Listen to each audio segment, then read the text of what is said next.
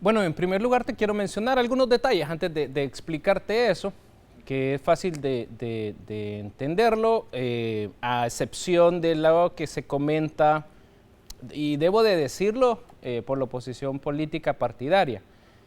Básicamente el inciso segundo del artículo 1 señala que todo el tema de la moneda Bitcoin como curso legal es sin perjuicio, dice el inciso segundo del artículo 1 de la Ley de Integración Monetaria.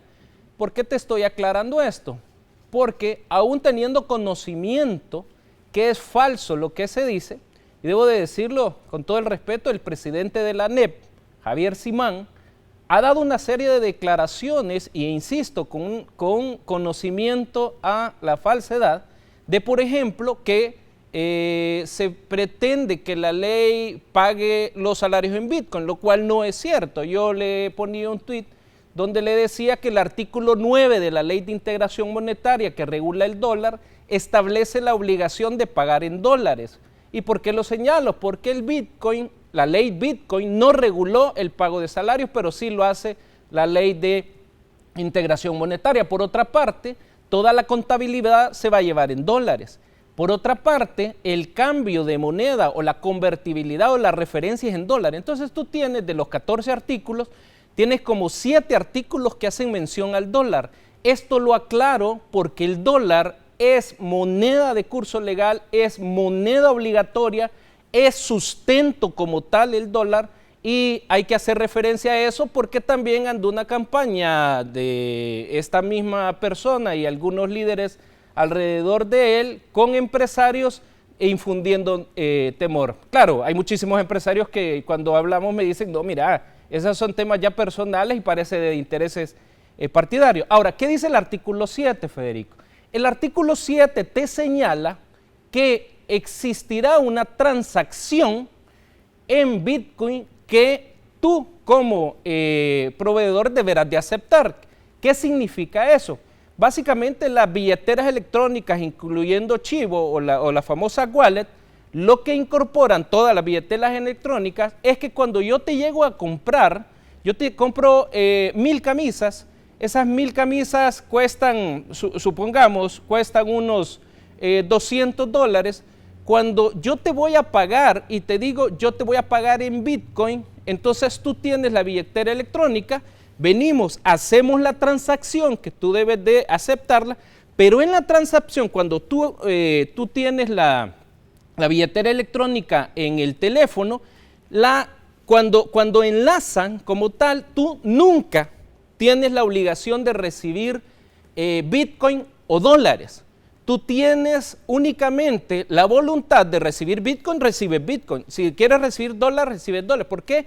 Porque en la transacción que se da entre las billeteras electrónicas te aparece si quieres dólar o quieres Bitcoin. Por eso es que nunca corres riesgo. Por eso es que dice el presidente, es voluntario recibir Bitcoin. Si tú quieres recibir los $200 en Bitcoin porque quieres tener en tu presupuesto, digámoslo así, o en tus billeteras Bitcoin, entonces reciben. Pero como empresario no estás obligado a recibir Bitcoin, sino que solo dólares. Yo le explicaba a una serie de empresarios, un empresario me decía, un empresario fuerte en este país, mira, me decía, pero eso no lo había entendido así. Lo que a mí habían explicado era que yo tengo que recibir Bitcoin y a la fuerza. Él tiene una cadena de restaurantes. Entonces, igual a la iglesia que yo voy, ayer hablábamos que ya se aceptan Bitcoin también, pero es voluntario. Lo que dice el artículo 7 es la transacción. Diezmo en Bitcoin. Lo que sea la iglesia, sí, claro. El diezmo, las ofrendas, ¿verdad? Entonces, lo que dice el artículo 7, Federico, quizás para cerrar el tema, es que tú, teniendo la billetera electrónica, debes de aceptar la transacción. Eso es lo que dice el artículo 7. Pero cuando se une, que yo llego, entonces te voy a pagar en Bitcoin, tú recibes con el teléfono y se unen la transacción, entonces te manda un mensaje que te dice, ¿quieres Bitcoin o quieres dólares? Y ahí es el tema. Entonces, licenciado Argueta, El verbo rector de la mayoría de los artículos de esa ley Bitcoin, que son pocos artículos por cierto, dice, por ejemplo, todo precio podrá ser expresado en Bitcoin, todas las contribuciones tributarias podrán ser pagadas en Bitcoin, los intercambios en Bitcoin no estarán sujetos a impuestos sobre las ganancias de capital. La mayoría dice podrá, excepto en el artículo citado antes, el 7, donde dice deberá. ¿Qué es lo que está obligado a hacer entonces el empresario? Y todos los empresarios, desde el señor que vende minutas hasta la gran empresa. Vamos a ver, el deberá, insisto, es la obligación de transacción, no la obligación de recibir. Por eso es que hay un tema técnico donde, te insisto, yo te compro 1000 camisas a $200, pero te digo, tengo Bitcoin. Entonces, cuando te digo, bueno, voy a aceptar el Bitcoin, voy a aceptar la transacción. Entonces, hacemos los enlaces con las billeteras electrónicas. En tu billetera electrónica te parece si es dólar o es Bitcoin. Ahí es donde tú decides dólar. Solo por efecto sí, claro. Para puntualizar en la pregunta. Entonces, a lo que yo estoy obligado es a tener la billetera electrónica. A tener la billetera electrónica, que los costos son ínfimos. Ojo, y que la billetera electrónica del, en este caso del Estado, es gratis, ¿verdad? La Chivo Wallet, que ya está por salir, es gratis.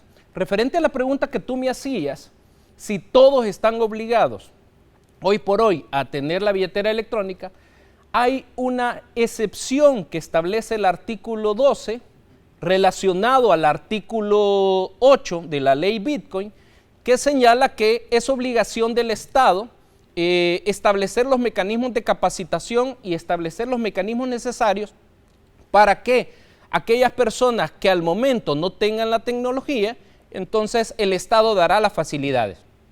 Y ese quedó en un transitorio. Pero estas son las personas que no tienen la posibilidad y que pueden acudir en este caso a, por ejemplo, tener la Chivo Wallet. Ahora, lo importante de todo esto es que el giro de la economía, por ejemplo, me decía un buen amigo, mira, yo tengo a 150,000 un terreno, pero con este tema Bitcoin, que tiene otro amigo en Estados Unidos que tiene Bitcoin, mi amigo me decía, yo lo estoy poniendo a $200,000 en Bitcoin y ya lo compraron. Entonces, ese es un tema. El otro tema, por ejemplo, que el presidente ha señalado en relación a que van a ingresar posiblemente $400 millones más al país. ¿Por qué? Porque a los salvadoreños, a nuestros hermanos en el exterior, a través de la Chivo Wallet no se les va a cobrar comisión. Por ejemplo, un caso que el presidente señalaba en Twitter de una persona que manda flores todos los meses por promesa que le hizo a Dios, paga 20 a la floristería, pero paga 5 de comisión. Esos 5 ya no los va a pagar. ¿Por qué? Porque va a ser una transacción en tiempo real. Ahora, esos 5, esta persona decía, los voy a mandar. Igual los paga 25. Y así sucesivamente, el Banco Central ha dado un dato que son $400 millones. Eso pasa porque exista mayor liquidez en la economía. Eso pasa porque exista mayor giro en la economía. ¿Cuál es la consecuencia jurídica? Porque a ver, yo me estoy poniendo en el papel de los empresarios de todo nivel. Da igual si es un micro, pequeño empresario, que de hecho la mayor cantidad de empleo lo producen ellos, claro, o si es una gran empresa. Es el motor de la economía. A lo que está obligado y cuál es la consecuencia del incumplimiento. Porque yo soy un empresario pequeño, pero quiero cumplir la ley, no tengo ningún tema ni político ni nada contra el Bitcoin, simplemente estoy empezando, como el país está empezando en esto, y no quiero caer en incumplimiento. Yo no entiendo, porque soy de pronto una persona mayor, 50, 60, 70 años, la que usted quiera, hay de 20 también que no entienden tecnología, claro, y no sé cómo descargarla y no sé cómo hacerlo, pero me llega un comprador y me dice, yo le voy a pagar en Bitcoin. Yo no puedo porque no lo sé. ¿Corro el riesgo de que me sancionen si se queja, si este comprador se queja? Vamos a ver, hay dos aspectos fundamentales para no incumplir la ley. Uno, el artículo 8 establece sin perjuicio del accionar del sector privado. ¿Qué significa eso? Que tú puedes comprar tu billetera. Tú vendes, tú tienes un puesto, incluyendo puesto formal, puesto informal. Esto es muy importante. Tú tienes tu billetera que tú has adquirido, que costará cantidad ínfima, entiendo, en el sector privado. Y tú quieres poner por ejemplo, tienes una venta de comida, Wallet Federico Food, no sé, por decirte algo. O tú tienes una cadena de restaurantes, como me decía un empresario, quizás yo voy a sacar mi wallet, mi billetera electrónica, con el nombre de la cadena de restaurantes. Pero también el Estado ha proporcionado una billetera que se llama Chivo. Entonces, tú no tienes la capacidad de repente de decir no hay, porque es gratis. Entonces, si tú adquieres esa billetera, tú puedes en ese momento recibir los dólares o los bitcoins que quieras. Tú puedes hacer la transacción con esa billetera, y por eso es que el Estado en este caso ha otorgado esa facilidad para que todos los empresarios, grandes o pequeños, tengan esa facilidad. Te insisto, no es obligación recibir bitcoin, sino que en la transacción, que sí es obligación, cuando se da la transacción, que ojo, nunca ingresa riesgo al que hace la transacción, al proveedor. ¿Por qué? Porque el riesgo queda en el aire en tanto él no diga si recibe bitcoin o recibe dólares. Por eso es falso todo lo que, y por eso lo mencioné a Javier, y lo menciono con todo el respeto porque le escribí el tuit. De hecho le decía, estimado Javier, creo que es importante leer bien la ley, lo decía así, no sé si irónicamente, porque entendería que tienen todo un equipo de abogados en ANEP. Entonces, lo que es obligatorio es la transacción, pero tú nunca tendrás riesgo. ¿Por qué? Porque la misma billetera electrónica te permite aceptar si recibe bitcoin o dólares. Ahora, el que no quiere bitcoin nunca va a recibir bitcoin. Y el que quiere, pues va a recibir. ¿Cuál es la consecuencia jurídica de no tener la wallet? Vamos a ver, en materia de derecho sancionatorio, la ley no trae nada, pero sí hace referencia, por ejemplo, en una integración normativa, en una figura que se llama normas penales en blanco, donde hace remisiones de infracciones a la ley de protección al consumidor, hace referencia también a la ley de la superintendencia del sistema financiero para el caso de todas aquellas personas que ya están, algunos bancos ya están interesados en ver el tema ya con empresas de criptomonedas, en este caso de Bitcoin, y hace básicamente una remisión internormativa precisamente a proteger al consumidor.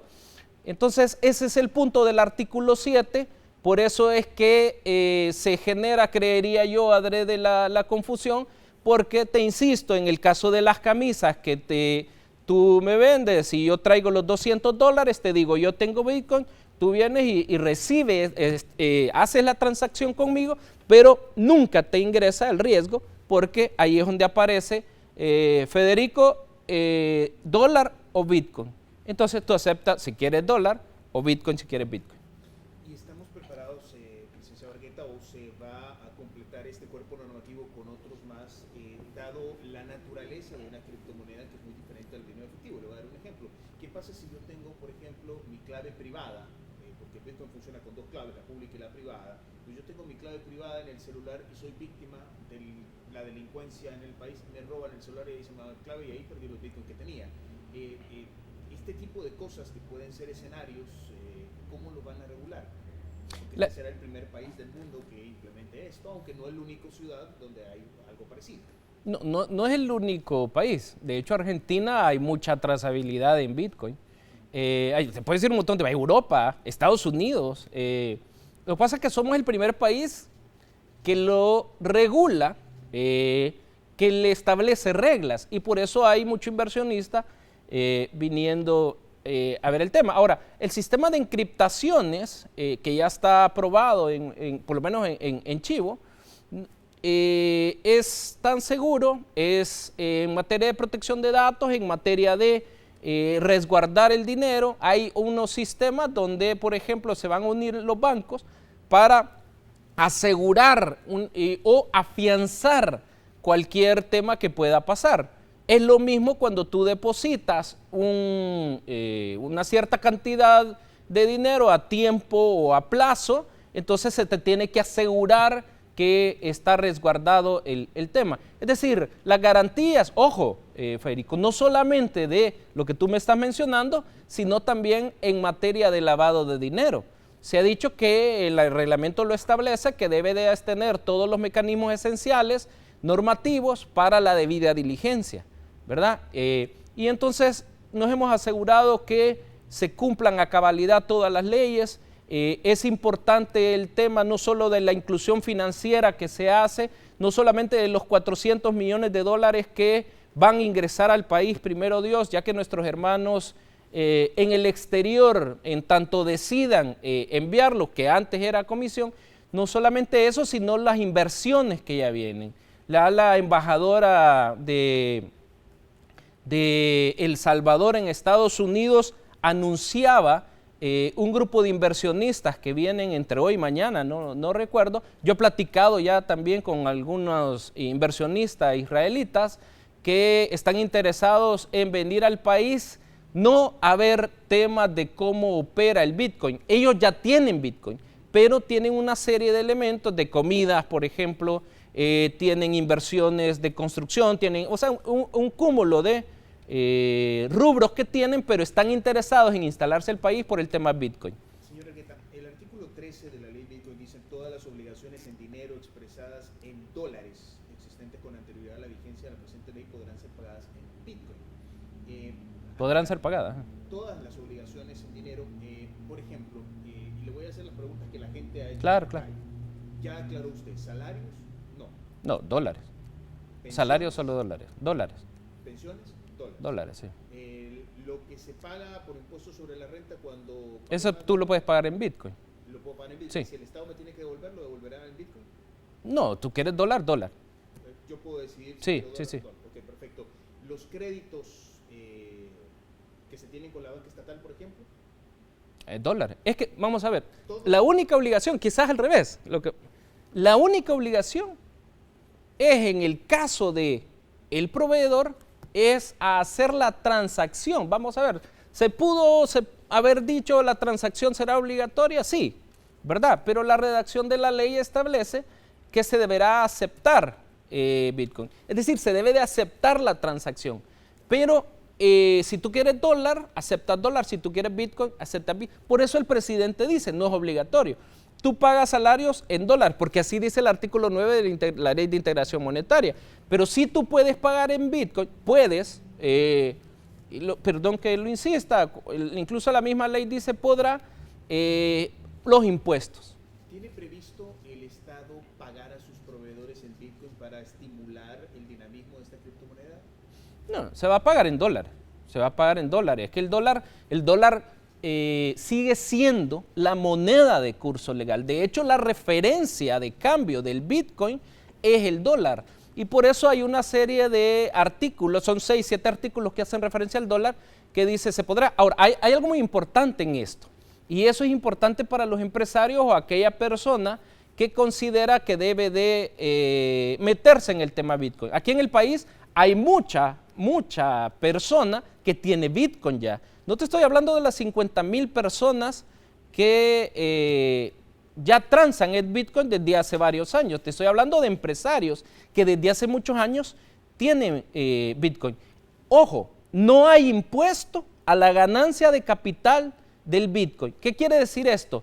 Que si tú ocupas Bitcoin como activo porque es tu voluntad, compras alrededor de $100,000 en Bitcoin, pero esos se te convirtieron en 40, 50,000 dólares en 15 días, como acaba de suceder. El Bitcoin estuvo a 29,000 y de repente pasó a 50,000.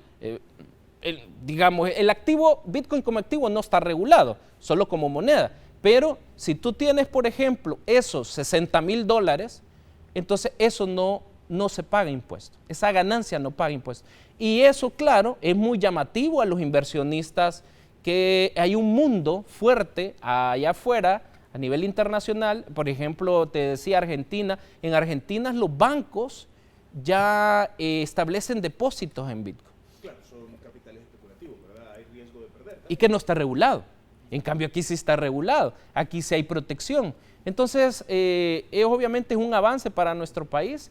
Y bueno, fuera de las voces que tienen que darse, supongo, vamos a iniciar ya el Bitcoin.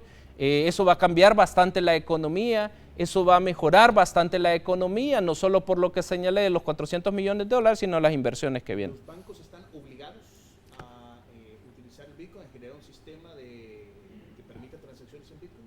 El banco se puede unir al Bitcoin. Hoy por hoy lo que establece el artículo 8, uno es que el Estado saca su wallet, pero los bancos pueden sacar de manera voluntaria su billetera electrónica. Ahora el tema es si se van quedando atrás en cuanto a esta criptomoneda, porque de alguna manera la circulación se va a dar más de Bitcoin.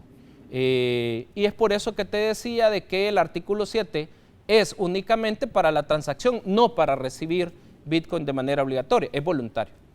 Perfecto. En otro tema, licenciado Argueta, hubo cambios importantes la semana anterior, particularmente en la ley de la carrera judicial. Una serie de artículos modificados que concluyen en dos hechos quizás de los más representativos. El primero es el retiro inmediato, dice la ley, retiro inmediato de aquellos jueces que superen los 60 años de edad o los 30 años en el ejercicio del cargo. Esta es una ley que fue o que surge de la Asamblea Legislativa. Me gustaría escuchar desde el Ejecutivo cuál es la lectura que ustedes hacen de esta normativa. Vamos a ver, la Asamblea Legislativa decide hacer dos temas importantes. El primer tema es eliminar esa desigualdad que existe entre los jueces, es decir, que hay jueces de primera categoría, hay jueces de segunda categoría en materia de cámaras, en materia de segunda instancia, por ejemplo, no vale lo mismo el juez que está en San Salvador, y cuando digo no vale lo mismo, me refiero a la reforma que hubo, a la categoría que se establecía antes, y esto es en salario incluso. No vale lo mismo el juez que está en San Salvador, que el magistrado de cámara que está en San Salvador, que el magistrado de cámara que está en San Miguel. Entonces, en tanto el magistrado de cámara es de primera categoría, tú no lo puedes cambiar si no es en San Salvador. Tú no puedes darle paso a otro magistrado que, por ejemplo, tenga 2 maestrías. Te voy a poner un caso. Hay una amiga que ella tiene 2 maestrías y ella me lo decía. Yo he avanzado ya con la maestría, una maestría que se llama Estudios Judiciales. Yo he avanzado ya con la maestría de Derecho Penal Constitucional que la hizo en la UCA y sigue estudiando, pero no puede ingresar a San Salvador a primera categoría porque la ley, así fue diseñada, de alguna manera le establece blindaje a un grupo de jueces. Le establecía antes de la reforma. Hoy todos los magistrados van a tener igualdad de condiciones. ¿Por qué? Porque son jueces, son magistrados. Y eso implica un aumento salarial. Eso implica que todos los magistrados de segunda categoría suben en salario y suben en categoría y pueden tener la oportunidad también a optar a partir de exámenes a San Salvador. Así los jueces de primera instancia y los jueces de paz. Los jueces de paz tenían 4 categorías. Hoy solo son 2 categorías. Los jueces de paz también suben de nivel salarial, pero también suben de categoría y también pueden optar a estar en lugares específicos. Ahora, termino con esto para entrar en el tema de los 60 años. Ahora, pero también se le daba la oportunidad a muchos abogados, a muchas personas que quieren entrar a la judicatura, porque de alguna manera estaba petrificado para un grupo de jueces, estaba petrificado, estaba blindado que se movieran. Y eso pasa, por ejemplo, como hay acciones de que hay estudiantes de derecho, y aquí se van a identificar muchos, que van a meritoriar, que gastan pasaje, que gastan almuerzo, que van a meritoriar. ¿Qué significa? Que van a ayudarle a los tribunales de forma gratuita para, a partir de que pase un tiempo, que los contraten. Pero nunca pasa, porque el juez A le llama al juez B que contrate a su hija, pero el juez B también queda con el compromiso de contratar al juez C. No sé si me explico. Y esto todos los estudiantes de derecho lo saben. Hay gente que ha pasado 3 años y nunca le dieron plaza. Yo he conocido muchísimos casos en todo lo que di clases hasta hace 2 años en varias universidades. Te das cuenta de esa injusticia, de ese nivel de impunidad, donde entra una persona, ojo, siquiera fuera capaz, pero no, Entra una persona por recomendación de entre ellos y eso interviene de manera negativa incluso en la justicia que le administran, cuando el muchacho que ya estaba antes era el que tenía ya un mínimo de experiencia. Eso también ayuda a que vaya los jóvenes, los abogados con muchísimo estudio, vaya ingresando a la judicatura. De ahí viene el tema de 60 años. Vamos a ver, la Asamblea Legislativa, entiendo que hizo el estudio en la mayoría de legislaciones. Costa Rica tiene 65 años, en Sudamérica se da entre 62 a 70 años, pero hay un límite a la carrera judicial, no es que es antojadizo. La Asamblea Legislativa decide en nuestro país equiparar el tema de la edad en relación a las jubilaciones. O sea, equipara eso y le dice, usted va a llegar hasta los 60 años, usted señor juez, donde va a terminar la carrera judicial para ir abriendo paso a otros. Ahora, hay un grupo de jueces que están protestando y es válido eso, por supuesto que es válido. Yo entiendo que la Corte Suprema de Justicia tiene una reunión hoy, se le dejaron los mecanismos a la Corte Suprema de Justicia para que estableciera gradualidad en la salida de los jueces, para que definiera el tema de si hay indemnizaciones y a partir de la potestad que el legislativo le dio a la Corte Suprema de Justicia, sí, la Corte lo decide.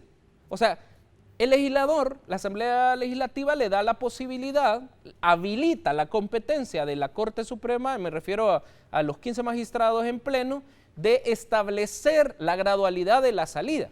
Y eso se llama régimen de disponibilidad. Es decir, que la Corte Suprema de Justicia puede decidir si Javier Argueta, que el decreto dice que yo tengo 62 años, suponete, y tengo que salir, la Corte tiene que hacer un análisis, tiene que verificar el tema de la necesidad, porque tampoco hoy por hoy puede hacer que no hayan suficientes personas que cubran. Entonces va a poder decretar determinar a través de un acuerdo de corte plena que esta persona se quede un año más, por ejemplo. La experiencia y el bagaje que se obtiene con los años en el ejercicio de la judicatura, ¿usted diría que lo hacen mejor o peor juez? Es por eso que se deja el régimen de disponibilidad. Si la Corte Suprema de Justicia considera que hay un bagaje, como tú dices, que hay un elemento de aporte, que faltan 20 años más, la Corte Suprema de Justicia decide. ¿Quién? La Corte Suprema de Justicia es el máximo ente del órgano judicial y por eso es que el legislador no se mete en eso, sino que le dice, Corte, decida usted. Pero ojo, Federico, también hay casos, y esto yo lo he platicado con presidentes de asociaciones de jueces, donde hay jueces que ya no llegan, donde hay jueces que le llevan sus resoluciones a la casa, donde hay jueces que, me decía alguien, él no lee, refiriéndose a una persona, él ya no lee, solo firma. ¿Te imaginas dónde queda la justicia? Ojo, fuera de los casos de corrupción. Para eso no está la sección de investigación judicial, para aquellos jueces que no están haciendo bien la tarea. La sección de investigación judicial, hoy la Corte Suprema de Justicia la está fortaleciendo, porque la sección de investigación judicial, de alguna manera, ha sido el silencio, ha sido el blindaje de la impunidad de muchos jueces. Hay muchos jueces correctos que ellos mismos te dicen, mira, ¿quiénes son los corruptos? Digamos, obviamente yo no voy a mencionar, él está en el juzgado tal, en la cámara tal. Es más, tanta corrupción hay en ese juzgado, te dicen los mismos jueces, porque hay muchos, la mayoría de jueces, o todos los jueces, a excepciones de esto, entran con un fin de administrar justicia, pero hay este par de jueces y los jueces que me están escuchando lo confirmarán. Ahora, en el debate parlamentario sí se dijo, sí, que eso es importante, ¿verdad? En el debate parlamentario, en el debate... donde se pierde uno, porque lo que dijeron los diputados no quedó en el decreto. Vamos a ver, te lo voy a confirmar. Te voy a confirmar ahorita algunos datos. El tanque de pensamiento, Fusades, tanque de pensamiento, todo lo que escribe, en el 2014, si no mal recuerdo, en el 2018, habla de la corrupción y da datos concretos. Y dice, de 114, de 600 jueces, creo yo, de 600 jueces, 114 están denunciados y ninguna denuncia pasa. Esos son datos concretos que lo dice Digo FUSADE porque hoy, digamos, tiene una posición de, que quizás es normal, antigobierno. Ellos mismos han sacado los datos. Los informes del Departamento de Estado también te señalan que debe de haber una depuración de jueces. Ojo, el Departamento de Estado, que por hoy hay un pronunciamiento. Entonces, ni siquiera es la Asamblea Legislativa, y esos datos los sacaban en lo que se denomina la publicidad parlamentaria. El debate parlamentario que tuvieron los diputados, creo que lo decía Jorge, hay informes de la urgencia, no del partido Nuevas Ideas, no de la Asamblea Legislativa, sino de los tanques de pensamiento, sino del Departamento de Estado y otras organizaciones que urge la depuración judicial. Y la depuración se hace sobre la base de un criterio de edad. Es decir, todos esos corruptos son de más de 60 años, ¿no hay corruptos de menos de 60 años? Sí, hay gente de más de 60 años sumamente correcta, y son la mayoría. Se va a ir. Ahora, no se va a ir, porque posiblemente la Corte decida, por el criterio de disponibilidad que se le facultó, que quede. Por la relevancia que tiene, que quede. Te voy a decir un caso, lo más seguro y que así va a suceder. Hay jueces que están conociendo en temas de derechos humanos. Esos jueces, lo más seguro es que la Corte no los debe de mover, ni los va a mover, sino que debe de dejarlos ahí para efectos de que continúen conociendo los casos de violaciones de derechos humanos. ¿Quién pone la decisión de la sala? No hemos escuchado, repito, todavía una declaración del señor presidente. Me gustaría tener una de este Ejecutivo en la voz del asesor jurídico de la presidencia. ¿Qué conclusión sacan ustedes de esta sentencia? ¿La comparten? Sí, por supuesto, y además si no la compartimos, las resoluciones de la sala son de obligatorio cumplimiento, siendo el máximo intérprete. Eso es aquí y en cualquier parte del mundo, sobre todo por la figura del control concentrado que nosotros tenemos. Pero yo sé que el tiempo es complicado, pero este proceso no inicia de oficio. La sala no se pronuncia referente al caso, que ya te voy a explicar cómo lo vemos nosotros, no se pronuncia de oficio, ni se pronuncia por una demanda que alguien podría decir se mandó a presentar. Este proceso inicia con un abogado que ya con todo el derecho, que es antigobierno, incluso ha caído en las malcriadezas, se ha perdido el respeto, pero que es este abogado. Aquí está, Salvador Enrique Anaya Barraza, presenta una serie de demandas contra ciudadanos porque estos ciudadanos se pronunciaron en redes sociales que sería bueno que el presidente se reeligiera. Y básicamente el artículo 75 establece en el numeral 3 que el que haga proclamas, el que se suscriba a actas, el que haga reuniones, digamos, para promover eso, entonces se le suspende. Pero esta gente se pronuncia en redes y él viene y presenta la demanda. Y más grave aún, la Sala de lo Constitucional diciéndole que no tiene la Sala de lo Constitucional, la subjetividad, la conformación subjetiva anterior, que no tiene los elementos necesarios y que puede presentar prueba después, le dicen admisión, pero lo admite. Lo admite y va en camino, lo dice la resolución de admisión, a quitarle la ciudadanía a estas personas solo por decir en redes sociales eso. Esta sala conoce la demanda de Salvador Enrique Anaya Barraza, que si no fuera por él, digamos, la historia del país cambia a partir de su demanda, a partir de su iniciativa. Si no fuera por él, no se hubiera pronunciado la sala. Ya voy a entrar en el detalle. Esto es importante señalarlo, Federico, porque fue el abogado de la oposición política partidaria, llamémosle así, porque no es que salga con Arena y al frente, digamos que hoy tienen de alguna manera unidad, pero es financiado por estos lados. A partir de la demanda de él, entonces, hay que insistirlo, la sala le tiene que resolver, la sala está obligada a resolver. Y la Sala de lo Constitucional, para resolver, tiene que entrar en el caso específico.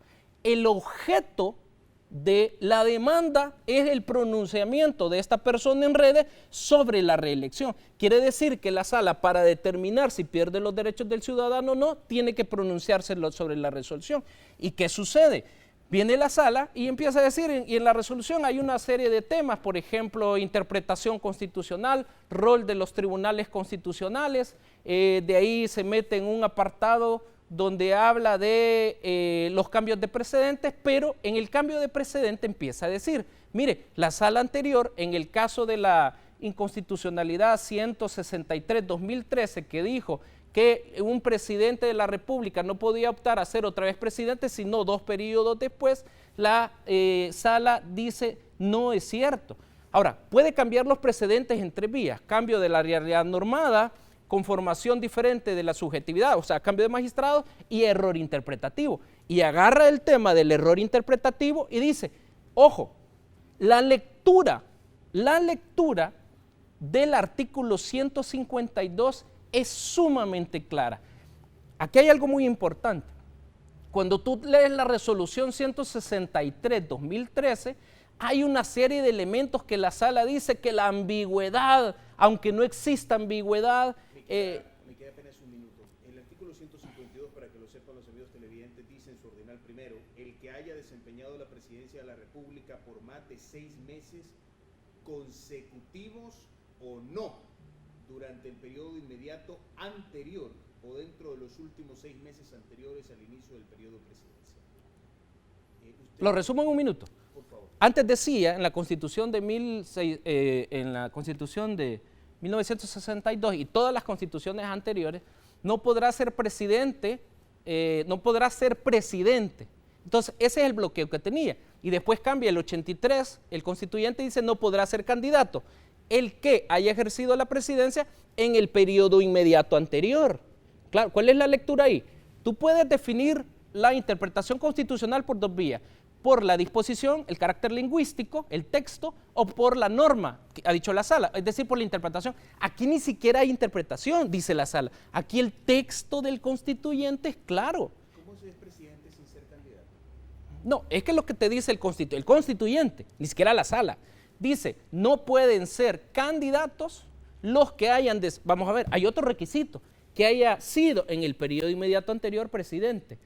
Fue presidente, por ejemplo, el presidente Bukele, la pregunta es absurda, ¿fue presidente en el periodo inmediato anterior al presidente Bukele? No, entonces cumple el requisito, dice la sala.